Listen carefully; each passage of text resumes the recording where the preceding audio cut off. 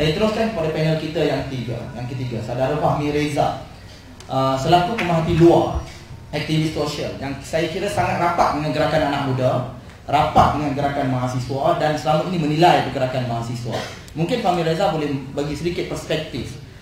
Apakah dengan gerakan mahasiswa yang sebelum ini dan kemudian berlaku isu turun bendera, apakah wajar turun bendera itu diekspresikan sebagai klimaks gerakan mahasiswa sekarang? Dan saya juga nak mendengar pendapat Saudara Fahmi Reza. Sekarang orang dah mula sebut tentang kebangkitan mahasiswa. Sepanjang pengamatan Saudara Fahmi Reza, apakah ini boleh diiktiraf sebagai kebangkitan atau ia hanya sebagai salah satu lagi gimmick yang mahasiswa gemar buat? Boleh Saudara Fahmi Reza boleh bagi penjelasan sikit? Silakan. Okey, terima kasih pengurusi Ali Daniel dan hadirin. Sekarang lepas berlaku turun bendera ni, demonstrasi semua ada macam kira masyarakat umum lah ya. Mula katakan mahasiswa ni macam radikal. Kenapa diorang ni radikal? Kenapa diorang ni ekstrim? Kenapa diorang ni turun ke jalan? Kenapa diorang berdemonstrasi? Ya, tak profesional bagi diorang ya. Dan diorang macam terkejut yang mahasiswa buat benda-benda ni ya. Tapi kat sini aku nak bacakan kau. Ini buku bertajuk Mahasiswa Menggugat, keluar tahun 2021 yang menceritakan dalam gerakan mahasiswa tahun 60-an. Aku bacakan dua perekan daripada buku ni ya. Pada 21 hari bulan berapa ni? Tahun 68 pada 21 hari bulan, lebih kurang 500 orang mahasiswa Universiti Melaya selepas mengadakan majlis perjumpaan di hadapan sudut pidato telah berarak menuju ke bangunan kedutaan Filipina di Kuala Lumpur. Apabila mendapati gate kebangunan tersebut telah dikunci, mahasiswa-mahasiswa telah memecahkannya dan memasuki kawasan kedutaan tersebut sambil menyanyi-nyanyi lagu Malaysia Berjaya dan memekik-mekik mengutuk kerajaan Filipina. Bendera Filipina yang sedang berkibar pada masa itu telah ditarik dan tiangnya dipatahkan. Mahasiswa telah bersorak-sorak mengutuk Presiden Marcos dan menuduh beliau sebagai lanun yang ingin merampas Sabah, hak kepunyaan Malaysia. Sekarang tak, aku tanya korang, tindakan ini mencemarkan nama baik Universiti Melaya? Mungkin kan? Betul kan? Adakah benda aksi mahasiswa ni juga memudaratkan keterangan awam? Apa semua memudaratkan juga kan? Especially orang yang ada dekat kawasan tu ya? Tapi soalannya, adakah tindakan disiplin diambil ke atas mahasiswa ni? Soalannya, adakah perlu tindakan disiplin diambil ke atas mahasiswa ni? Dan adakah perlu universiti yang mengambil tindakan disiplin ni, yang menghukum mahasiswa ni? Ya, aku baca peringatan kedua dia. Selepas berada di kawasan kedutaan Filipina selama kurang 1 jam, mahasiswa-mahasiswa telah berarak mula menuju ke tempat kediaman Tunku Abdul Rahman untuk menyatakan sokongan mereka. Mereka terus menyanyi lagu Berjaya dengan penuh semangat. Sejurus selepas mereka berkumpul di hadapan bangunan kediaman Tunku, Perdana Menteri telah keluar dari rumah dan memberi ucapan memuji semangat yang ditunjukkan oleh pelajar-pelajar.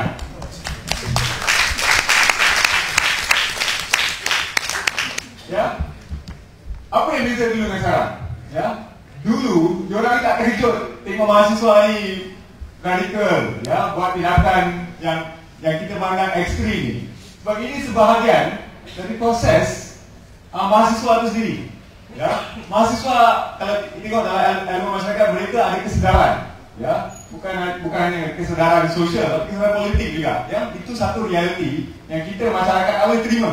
Sebab kita cakap, mahasiswa tugasnya untuk masuk universiti ialah untuk belajar. Kalau nak buat politik tu pula habis belajar. Ya, tapi realitinya bukan tu perlu belajar lah kalau mereka nak buat politik. Dan realitinya ialah diorang ni bukannya tiba-tiba dia baru buat benda ni. Dah daripada 60-an lagi dia dah buat benda ni. Daripada 50-an pun dah ada gerakan mahasiswa kat Malaysia. Sebelum merdeka pun tahun 30-an pun dah ada gerakan mahasiswa. Ya, kita yang terkejut sekarang ni kenapa? Ya, kenapa kita nak melatah tengok ada mandi turun bendera? Ini turun bendera siap patah tiang bendera lagi. Ya, ini ada mandi buat ni alamak macam budak kecil ada bendera lah kan. Ini macam ekstrim, ini ekstrim. Ya, tapi ada tak UM memindahkan tanda mahasiswa ni? Tidak. Ya, kenapa? Ya, sebab ini sebahagian daripada kebebasan individu untuk ekspresi. Of course, kalau mereka melanggar undang-undang, ambil tindakan undang-undang. Kalau ada adli, ya, apa yang dia buat itu melanggar apapun undang-undang yang kita ada, ya, ambil tindakan undang-undang. Kenapa nak menghukum dia? Ya, itu kita nampak AUKU itu yang digunakan ke atas Adam Adli sekarang ni, yang sampai dia tak boleh belajar untuk 3 semester ni disalahgunakan untuk menindas dan mendekat mahasiswa yang ada kesedaran, mahasiswa yang berani bersuara, ya, mahasiswa yang memperjuangkan hak mereka, ya. Yang kita nampak dia orang sengaja target Adam Hadi. Daripada cerita Adam Hadi tu aku terkejut juga kan dengar ya bagaimana dia masuk mahkamah AUKU dekat dalam kampus tu.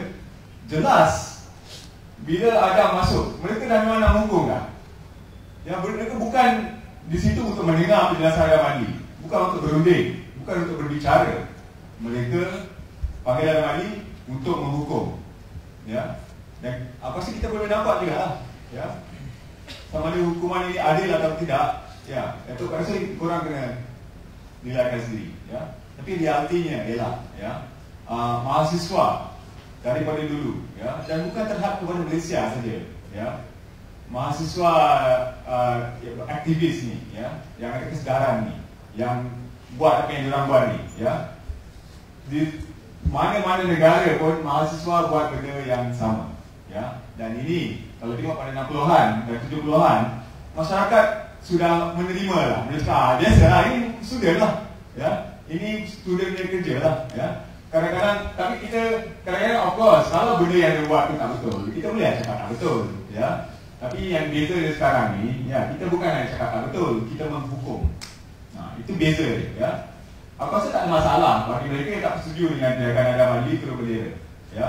Ada yang tak setuju, ada yang menganggap ini biadab, ada yang menganggap ini kurang ajar.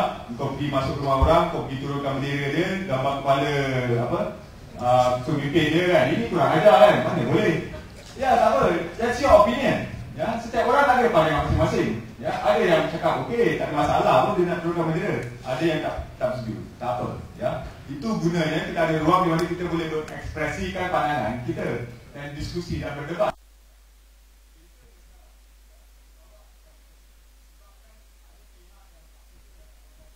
Kepada dia kena hukum lah. Itu yang tak betul lah. Sekarang kenapa patut Adam Hadi dihukum? Ya, realitinya ialah dia dihukum untuk bagi pengajaran kepada mahasiswa yang lain je lah. Ya, itu mesej yang nak sampaikan sebenarnya. Ya, kalau kamu berani bersuara, ya, ini nasib kamu. 1,5 tahun tak boleh pergi kuliah. Ya, itu yang mesej yang nak disampaikan. Dan ini memang satu strategi penguasa mana-mana pun lah, ya. Pemerintah mana-mana, ya, untuk memastikan yang lain ni senyap, tak bangun, memberontak, tunjukkan, show them a lesson. Dan Adam Hadi dijadikan lesson, ya. Tapi yang aku nampak sekarang, ya, yang tak lahir daripada yang ini, kalau benda ni berlaku pada tahun 60-an, ya, oh sekarang dah lain nak cerita dia, ya. Aku nak ceritakan satu kisah sejarah juga. Satu episod ada banyak, tapi satu ni tahun 68 juga, ya. 150 orang mahasiswa telah turun protes di depan kedutaan Rusia, ya. Rentetan daripada PIS, askar tentera Rusia menceroboh masuk Czechoslovakia. So 150 orang mahasiswa turun protes macam biasa lah. Dia orang nak hantar memorandum tak, benda lah benda buat macam student sini sekarang dia lah. 150 turun protes, FRU dah tunggu dia orang sampai, baru nak berhimpun, FRU balik tear gas. Tear gas student ni semua. Tapi tak ada siapa kena tangkap, kena tear gas saja, ya. Tapi mahasiswa tak puas hati lah. Mereka datang untuk berhimpun dengan aman. Bukan yang tak first time dia berhimpun. Dan daripada rekod dia orang boleh berhimpun dengan aman, ya. So apa dia orang buat? Dia orang balik kampus, bagi tahu kawan-kawan yang lain apa yang berlaku dekat kedutaan Rusia. Bagaimana hak kebebasan dia untuk berhimpun dengan aman disekat oleh polis dan FRU yang bertindak kasar terhadap mereka sampai balik tear gas kepada sebuah perhimpunan aman. The next day kau tahu apa jadi? Ini first day 150 je. The next day 1,500 orang mahasiswa lain telah turun berarak daripada Dataran Merdeka pergi ke pejabat Kementerian Dalam Negeri, jumpa Tuan Razak untuk membantah tindakan polis terhadap rakan dia yang protes malam. Ya, apa itu sebenarnya? Apa tindakan ini? Ini tindakan yang dipanggil solidarity. Apa satu perkataan yang dah tak ada dalam jiwa mahasiswa sekarang. Mungkin perkataan itu banyak orang tak tahu pun apa arti solidarity. Ya, solidarity ialah bila mana-mana kawan perjuangan you kena, you bangun untuk bersuara untuk dia. Ya, you defend dia. Walaupun kalau tengok, ya, 1,300-400 orang mahasiswa lain tak setuju pun dengan protes tu. Tak mau turun pun ikut dia orang pergi protes dekat Rusia. Tapi bila masa sahabat mereka, kebebasan sahabat mereka, hak sahabat mereka disekat, mereka akan turun bersuara. Ya. Apa sih itu perbezaan apa sih mahasiswa dulu dengan sekarang. Sekarang ni Adam Adli dah kena hukum dah 5 hari, 6 hari. Aku tak dengar seciput pun ya, korang mahasiswa lain ni yang bangun to defend dia ni. To defend dia ni. Kenapa? Ya. Sebab kalau realitinya, katakan korang terletak in his shoes sekarang. Kau kena hukum 3 semester. Bukan kerana ada kawan-kawan lain korang bangun to defend you. Ya. Korang nak kan? Tapi kenapa you tak boleh bagi benda yang sama kepada Adam Adli sekarang? Ya, sebab dia tak setuju dia turun bendera. Sebab dia rasa dia kurang ajar. Ya. Sebab realitinya ialah ini semua benda sampingan ya, bukannya dia bunuh orang. Bukannya dia buat satu crime yang betul-betul mengacau hak orang lain atau menyekat hak orang lain ya. Dia hanya mengekspresikan ketidakpuasan hati dia, ya. Macam mahasiswa lain yang tadi yang aku ceritakan tadi, mengekspresikan ketidakpuasan hati dia dengan cara yang dia rasa betul lah. Kamu mungkin fikir tak betul, tapi dia fikir betul kan. Kita boleh argue lah macam aku cakap tadi, ya. Tapi ya, itu aku rasa yang kekurangan lah ya. Kalau nak mungkin nak cakap pasal kebangkitan. Ya. Apa rasa kebangkitan itu mungkin belum lagi lah. Belum sampai lagi sebab yang lain ni tak bangkit lagi lah. Yang lain ni banyak masih tidur lagi. Mungkin ya. Ada yang dah bangkit, ya. Ada yang mungkin separuh bangkit, ya, tapi dah tak bangun daripada katil. Ya. Mungkin takut nak keluar dari bilik sebab adanya kekangan-kekangan. Ya. Sebab adanya apa yang dipanggil auku ni yang secara real korang pun boleh nampak berlaku terjadi kepada Adam Adli. Tapi Adam Adli bukan yang not the first seorang. Sukwa pun kat sini pernah kena jadi mangsa auku. Dia pun challenge. Dia antara yang first challenge sebelum weekend 4. Ya. Challenge hukuman yang dikenakan kat atas dia. Ya. Benda-benda ni dah berlaku. Perjuangan mahasiswa ni dah lama macam Syukri cakap tadi. Ya. Bukan baru sekarang dia tutup kebebasan akademik. Tahun 60-an dan 70-an ya. Dia orang ada kebebasan akademik. Dia orang ada autonomi universiti lagi. Dia orang ada autonomi mahasiswa lagi. Ya, macam sahabat cakap tadi, dulu dia orang boleh mengurus takbir haliwan mahasiswa sendiri tanpa badan DCP. Mereka boleh mengurus takbir dari kampus sendiri. Ya, bukan macam sekarang. Ya. So, walaupun mereka ada kebebasan akademik, tapi mereka tak pernah berhenti memperjuangkan kebebasan akademik. Kenapa? Sebab bila-bila masa penguasa boleh tarik kebebasan itu. Seperti yang berlaku pada tahun 71 dengan lahirnya AUKU. Ya. Sebab students memang tak boleh later sebenarnya. Ya. Especially sekarang lah. Dulu diorang ada kebebasan akademik, mereka masih memperjuangkan kebebasan akademik. Ya. Satu benda yang dia buat pada tahun 60-an ialah diorang meraihkan apa yang dipanggil Autonomy Day. Autonomy Day ni ialah untuk mahasiswa menerapkan semangat autonomi ke dalam jiwa semua mahasiswa. Untuk satu hari mereka akan turun protes dengan memboikot kuliah. Ya, dia akan pilih satu weekday, dia akan boikot semua kuliah. Mereka akan berarak keliling kampus untuk menyambut hari autonomi. Ya, untuk mahasiswa. Autonomi, bagi yang tak tahu apa maksud autonomi, mungkin kena explain lah apa dia autonomi. Ya, autonomi ialah hak dan kebebasan ya untuk mahasiswa mengurus tabir haiwan mereka sendiri. Ini autonomi mahasiswa lah, mengurus tabir haiwan mereka sendiri tanpa campur tangan daripada admin. Kalau ikut autonomi universiti ialah kebebasan dan hak universiti untuk mengurus tabir haiwan mereka sendiri tanpa campur tangan daripada kerajaan. Dulu ada autonomi ini semua. Ya, bila disekat autonomi ini tahun 71 lah dengan adanya AUKU. Ya. So, kalau tengok AUKU ni memang menyeluruh, bukan hanya menyekat hak dan kebebasan mahasiswa, tapi menyekat hak dan kebebasan universiti itu sendiri juga. Ya, adanya campur tangan secara direct dalam urusan universiti itu, sehingga kalau ikutkan apa yang berlaku pada Adam Adli ni ialah sebahagian daripada ada elemen campur tangan itu jugalah.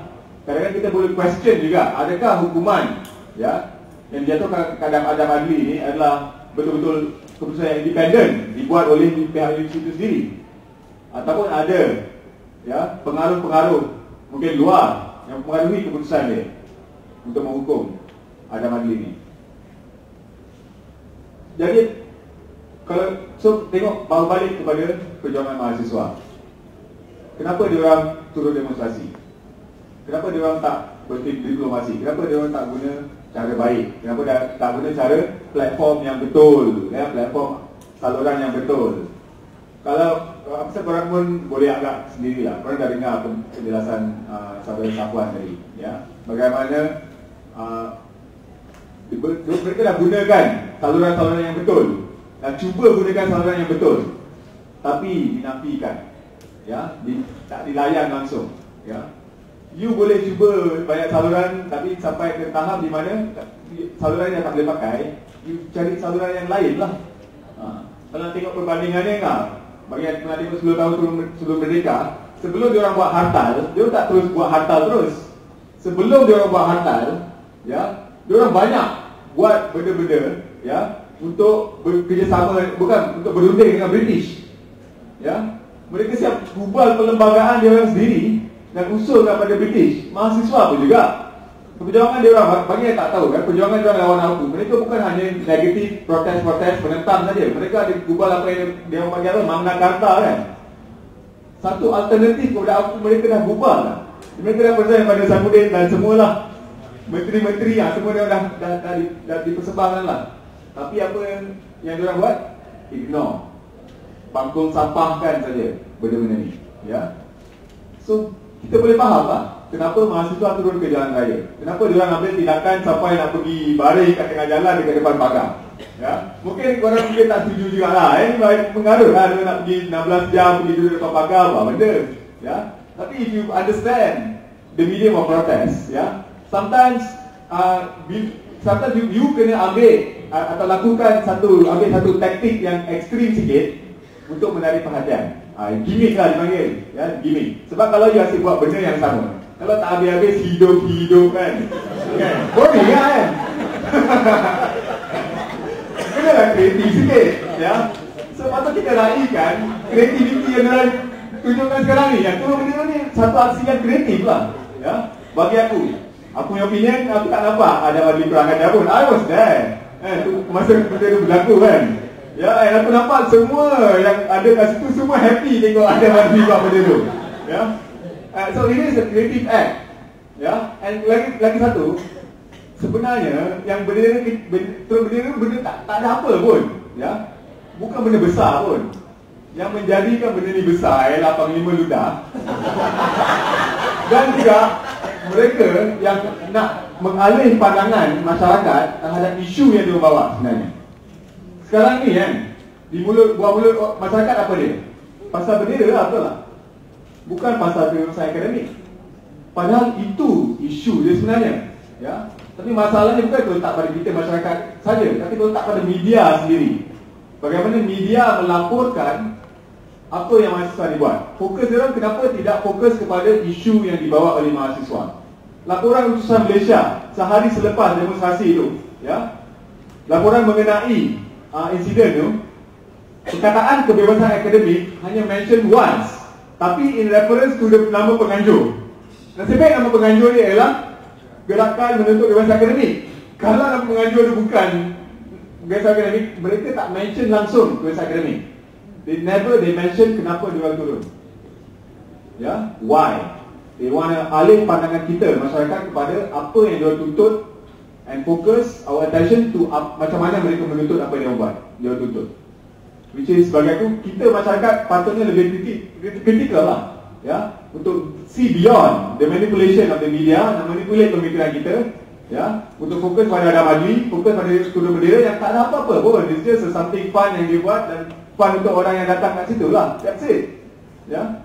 It's nothing. Tapi sekarang ini yang dinaikkan kerana dia tahu isu ni boleh digunakan to discredit the movement. Dan ini yang dia tengah buat sekarang. Ya, Adam Adli dijadikan mangsa. Ya, dijadikan mangsa untuk discredit the whole student movement dan the whole tuntutan. Ya, disebabkan senang dia shape pandangan masyarakat. Sekarang tengok Adam Adli. Adam Adli sebagai daripada perjuangan ni, sebagai daripada gerakan ni. Tengok tindak tanduk dia, tengok perangai dia, ya. Dan dia nak discredit the whole movement by attacking one person. And dia berjaya sekarang, ya, berjaya. Semua orang kutuk Adam Adli. Semua orang cakap dia childish lah, dia apalah, dia itulah, ya. And because of Adam Adli, macam the whole movement is like Adam Adli. The whole movement is childish. The whole movement ialah kurang ajar. Dan apa-apa kata-kata yang kita orang tengah gunakan sekarang kan, to discredit Adam Adli and the whole movement. Ya. Tapi bagi aku, ya, kita sebagai masyarakat, again, patut see beyond that lah. See beyond Adam Adli. Sekarang Adam Adli sekarang dia jadi selebriti bukan sebab dia nak, ya, bukan sebab kita yang nak, sebab dia orang nak. Ya, it's easy for them to target one individual, to discredit one individual, to discredit the whole movement. So now the goal ialah untuk see beyond Adam Adli, go back to the original struggle. Walaupun Adam Adli punya case still perlu diambil perhatian, ya. Hukuman yang dijatuhkan oleh Taziat bagi aku, dengan pandangan aku yang mati, masih perlu diperjuangkan oleh mahasiswa, ya. Solidariti apa rasa perlu ditunjukkan oleh mahasiswa yang lain terhadap Adam Adli ni sekarang, ya. Sebab sekarang ni yang turunkan bendera tu bukan dia seorang, tapi 500 orang yang ada dekat situ juga, yang tak buat apa-apa bila diturunkan bendera tu, yang kondon dan okey dengan dia turunkan bendera. Tapi kenapa dia seorang yang menanggung, ya, tindakan turunkan bendera tu? Mana yang lain-lain yang gelak, yang menyokong dan tak kisah masa diturunkan bendera? Mana yang lain-lain yang bersama Adam Adli untuk menuntut kebebasan akademik? Kenapa tak bangun, ya, bila sahabat kamu dah jatuh ni? Sebagai aku, mungkin aku stop kat sini, kita buka pada soalan. Ya, terima kasih kepada kami.